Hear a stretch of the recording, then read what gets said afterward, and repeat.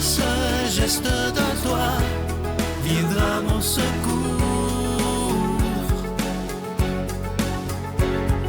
Viens semer dans mon âme le grain de l'amour. Je traverse un désert et je meurs de soif. Montre-moi le mystère qui garde la foi. Bonjour, bienvenue à votre émission en ce beau mardi 16 avril 2024. J'espère que vous allez bien. Contente de vous retrouver, moi, en ce beau mardi. On rejoint tout de suite pour sa chronique William Baudouin et à l'homélie, ce sera l'abbé Éloi Gillard.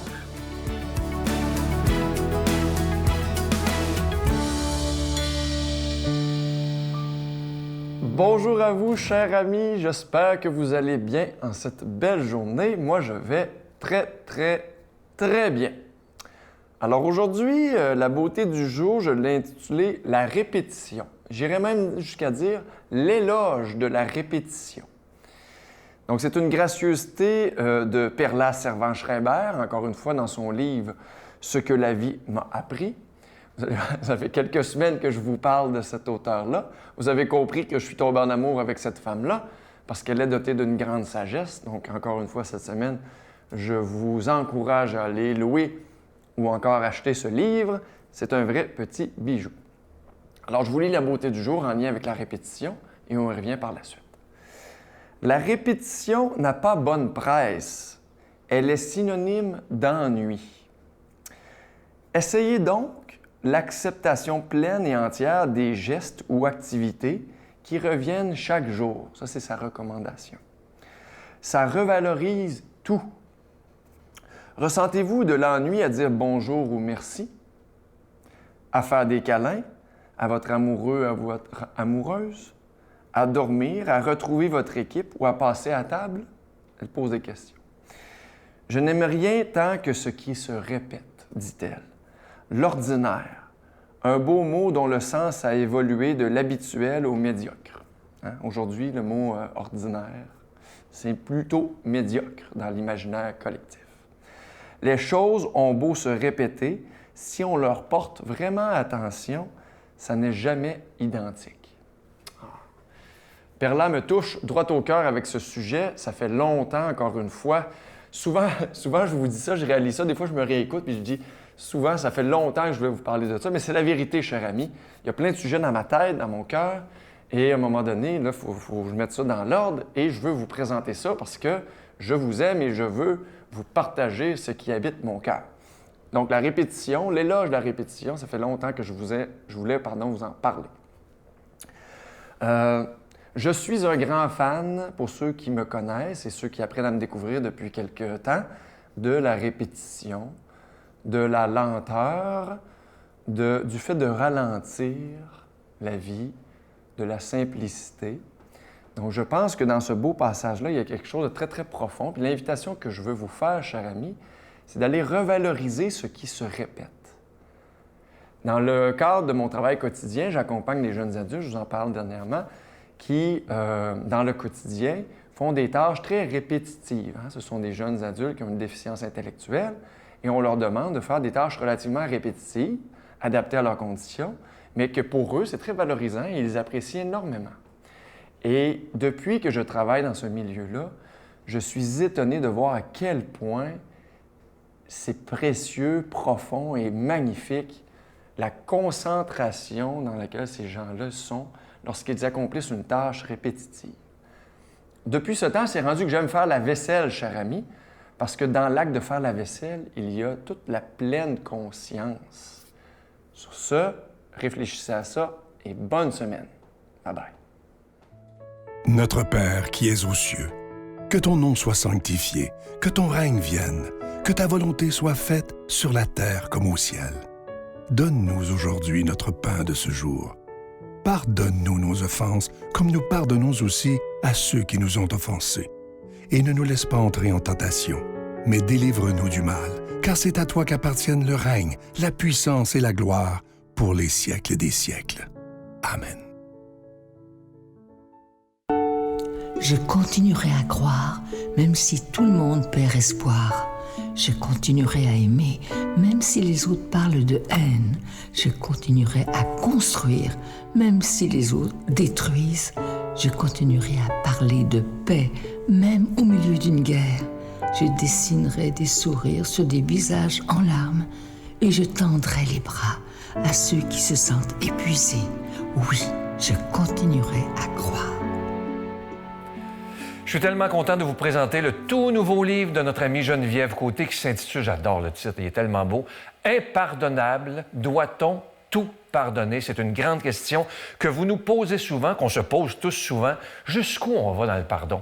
Et je sais que là, vous devez vous dire, de quoi ils vont nous parler là-dedans? Mais vous allez voir, Geneviève a trouvé des pistes absolument extraordinaires pour nous aider à réfléchir et de devenir, comme l'abbé Pierre le disait si bien, non seulement des croyants, mais des croyants croyables, des croyants crédibles. Alors, je vous rappelle que vous recevrez ce livre avec un don de 25 $. Si vous en voulez deux, avec un don de 40 $, et il ne sera pas dans les magasins. Je vous donne l'adresse, la Victoire de l'Amour, case postale 120, succursale Boucherville à Boucherville, le J4B 5E6, je vous la redonne. La Victoire de l'Amour, case postale 120, succursale Boucherville à Boucherville, le J4B 5E6. Également par téléphone, par carte de crédit du lundi au jeudi de 8h à 17h dans le 514-523-4433.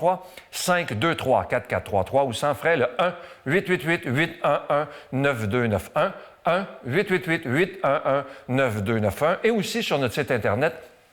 Vous savez que c'est un moyen très sécuritaire, rapide et efficace de faire votre don. C'est le www.lavictoiredelamour.org. Alors, je vous rappelle le titre du tout nouveau livre de notre amie Geneviève Côté, « Impardonnable, doit-on tout pardonner? » C'est toute une question. Je vous invite vraiment, quand vous aurez lu le livre, à nous écrire et à nous dire qu'est-ce que vous en avez pensé, mais aussi qu'est-ce que vous avez vécu comme demande de pardon et pardon à faire et à se faire.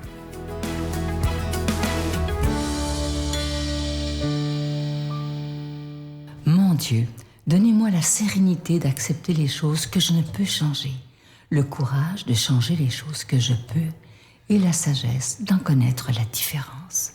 Amen.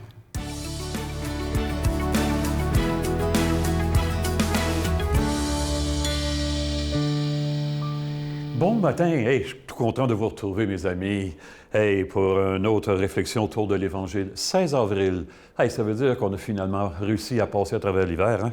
Wow! Et ça veut dire que les semences s'en viennent, hein? Ah, le temps de l'espérance, peut-être le plus beau temps de l'année.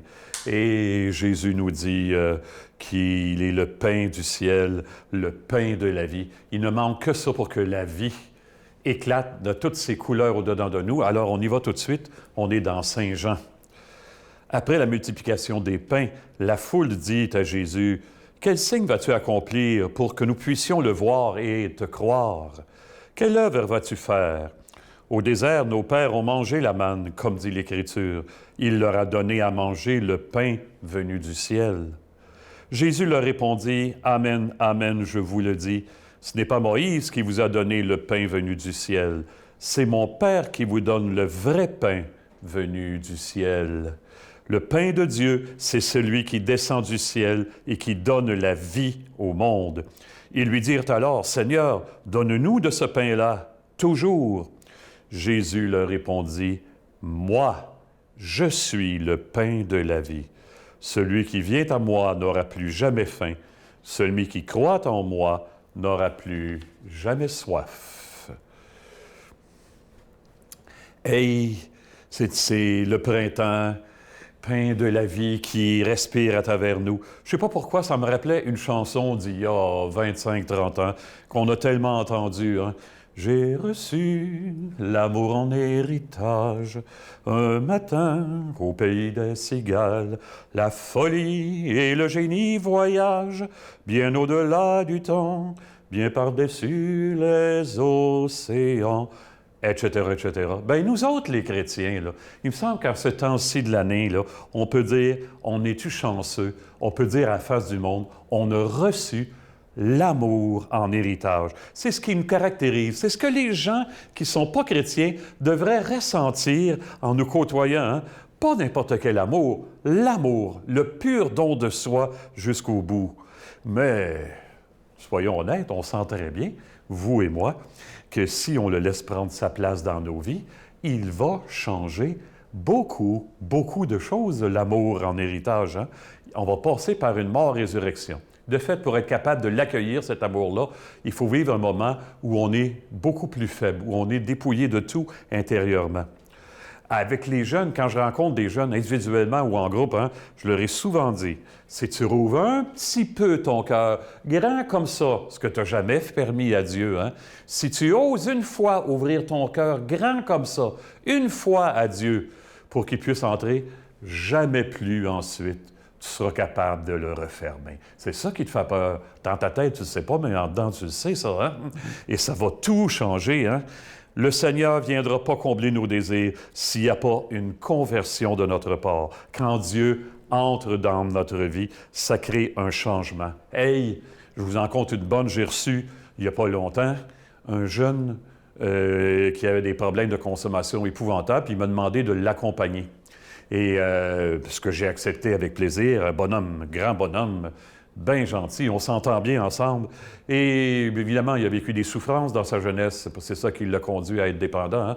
Puis, il y a des pardons à donner. Bien sûr, c'est pas simple, ça, des gens qui nous ont fait beaucoup souffrir, hein? Mais il dit ça tout à coup, il me dit ça tout à coup, « Qui suis-je, moi, pour ne pas pardonner? » Et Éloi Gillard, là, ça y a rentré comme des rayons X dans la conscience puis dans le cœur, ça, dans le ventre. Là. Qui suis-je, moi, pour ne pas pardonner? Dieu, l'amour en moi, m'a pardonné à moi depuis toujours. Wow! Hey, c'est assez fort entre nous, hein? Je pense à un Américain aussi, un Noir américain, qui s'appelait Anthony Roy Hinton. Probablement, je vous en ai déjà parlé, hein? Il a été condamné pour un double meurtre qu'il n'avait pas commis. Il est resté en prison 28 ans avant qu'on réussisse à le faire libérer. 28 ans dans des couloirs, des corridors de la mort, là. C'est terrible, hein? Puis quand finalement il est sorti, il a été reçu à la télévision, puis l'animateur commence en lui disant « Ça se peut pas que vous leur en vouliez pas un peu, hein, à ceux qui vous ont fait perdre tout ce temps-là. » Il dit « Non, plus maintenant. Non, si je suis furieux et rancunier, je vais lui donner le reste de ma vie. C'est à l'amour que je veux donner le reste de ma vie, pour qu'il touche les gens à travers moi. » Wow! Qu'en pensez-vous? Êtes-vous rendu là? Bon, hey, si Jésus devient le pain de ma vie, en quelque part, hein, je sens qu'il n'y aura plus de limite à l'amour en moi. Sur la croix, Jésus pardonne à ceux qui le font le plus souffrir et mourir. Hey, celui qui vient à moi n'aura plus jamais faim, dit Jésus.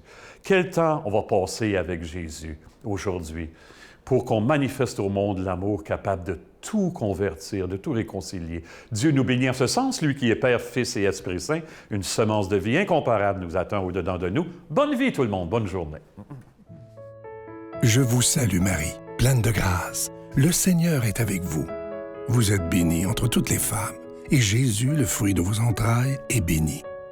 Sainte Marie, Mère de Dieu, priez pour nous pécheurs, maintenant et à l'heure de notre mort. Amen.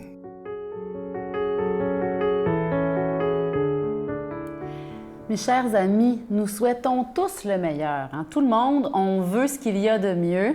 Eh bien, la Victoire de l'amour vous offre comme cadeau du mois d'avril ce livre sur le pardon parce que le pardon nous mène au sommet de l'amour. Quand on veut expérimenter ce sommet de l'amour, eh bien, le pardon est un chemin par excellence, la voie royale, disait Jean-Paul II. Donc, ce petit livre est un outil essentiel, disait Christine Michaud dans la préface, pour être plus heureux. Bonne journée. Moi, c'est le bonheur de mon mari et lui, c'est mon bonheur. Voilà ça. Oh, c'est beau ça. Ne laisse pas passer la chance d'être aimé. Le cœur devient moins lourd quand on est en amour.